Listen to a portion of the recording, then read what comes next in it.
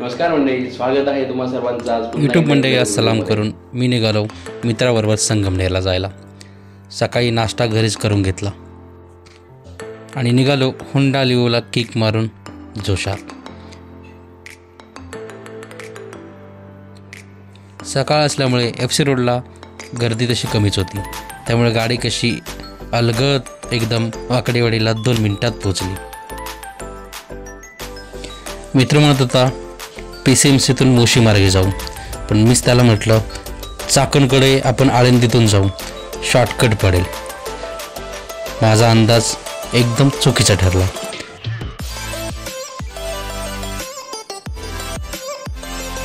जाताना आळंदीला बाहेरूनच ज्ञानेश्वर महाराजांच्या समाधीचं दर्शन घेतलं आणि निघालो पुढे। आळंदीचा मेन रोड बंद होता, त्यामुळे लेफ्ट घेऊन पर्यायी रोडनी चाकणकडे निघालो। इंद्रायणी नदी बऱ्यापैकी पाण्याने भरलेली दिसत होती, पण तो फेसाळलेलं पाणी बघून आपल्यालाच राहावं ना, आपण हे काय करून ठेवलंय। पोलीस काकांना विचारलं चाकणकडे कसं जायचं, ते म्हणाले जावा सरळ।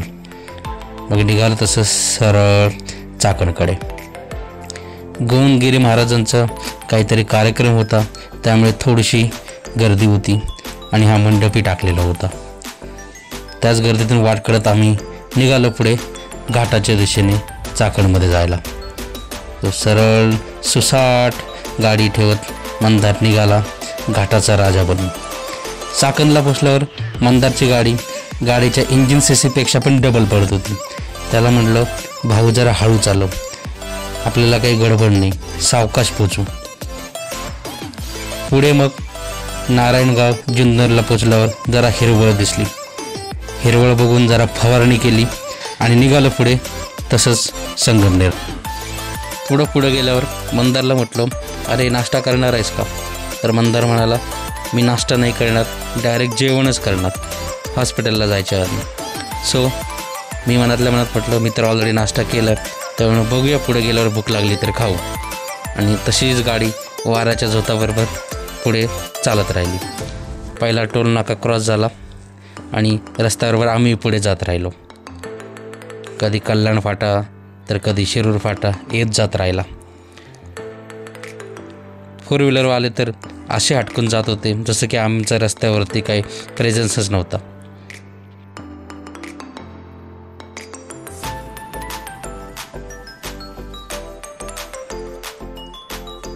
मंदारला प्रोत्साहन देत होतो हळू चालव, तरी भाऊचा काय ब्रेक तर लागत नव्हता। मग मी थोडं वाकडं तिकडं होऊन जरा मागची पुढची रेकॉर्डिंग घेणं चालू केलं।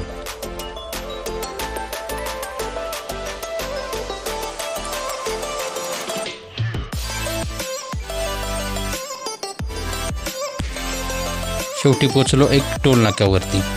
जाता जाता वाचलं हिरवगाव पावसाळा टोल नाका।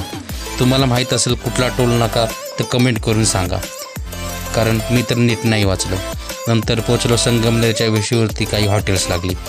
हॉटेल तर सुनसान दिसत होतं, पण मंदारचा कॉन्फिडन्स बघून वाटलं की ठीकठाक असेल। चिकन मंचुरियन्समध्ये मंचुरियन शोधत बसलो। फ्राईड राईस तर रात्रीचंच फ्राईड दिसत होतं। मग शेवटी वैतागून चिकन लॉलीपॉप मागवलं आणि करपट ढेकर देत बाहेर पडलो। तोपर्यंत पहिलं जेवण झाल्यामुळे मंदारने बिल पे केलं होतं। जेवण झाल्यानंतर मला कळलं हॉटेल का सुनसान होतं ते। नंतर आमचं काम उरकून परतीच्या प्रवासाला लागलो।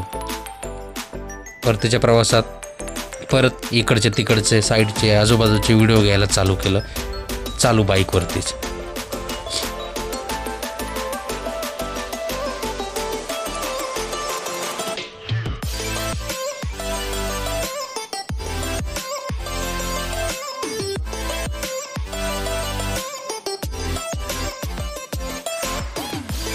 थोडंसं पुढं आल्यानंतर संगमनेरचं बस डेपो दिसला।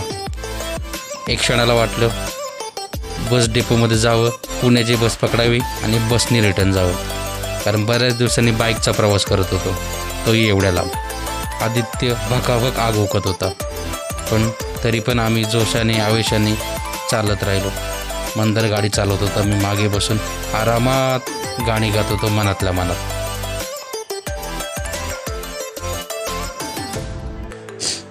संगमनेरची नदी छान दुथडीवरून वाहत होती. मग मी शेवटी मोबाईल उलटा फिरवला आणि मागच्या गाड्या रेकॉर्डिंग करणं चालू केलं. सपासप गाड्या जात होत्या. जणू काय आम्ही रोडवरती गाडी चालवतच नव्हतो अशा अंदाजाने जात होत्या. मग शेवटी घाबरून मोबाईल 2च मिनटं चालू ठेवून सरळ केला.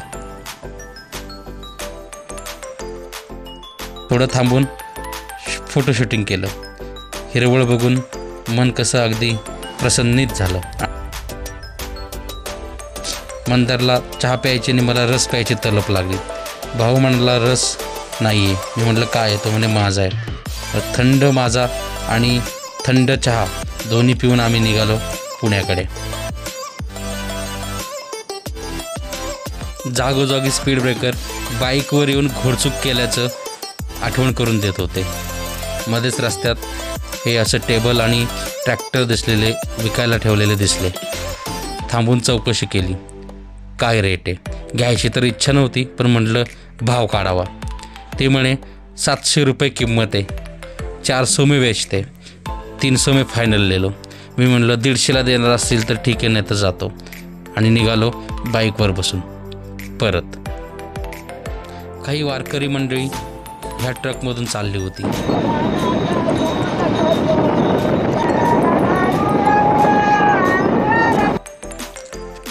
चाकणच्या आधी 2-3 निराचे स्टॉल दिसले. मंदारला म्हटलं थांबव, निरा पिऊन जाऊ. मंदार म्हणे नको, डुप्लिकेट देतात, गुळाचं पाणी असतं. म्हणलं बरं ठीक आहे, पुढे जाऊन उसाचा रसच पिऊ. 2-3 ठिकाणी उसाचा रस शोधला, पण चांगला नाही वाटला. म्हणून शेवटी चाकण चौकाच्या पुढे एक दुकान दिसलं. तिथे थांबलो. दादाने एकदम स्वच्छ ताजा रस काढून दिला. 2 ग्लास दोघांनी पण रिचवले आणि निघालो परत पुण्याकडे.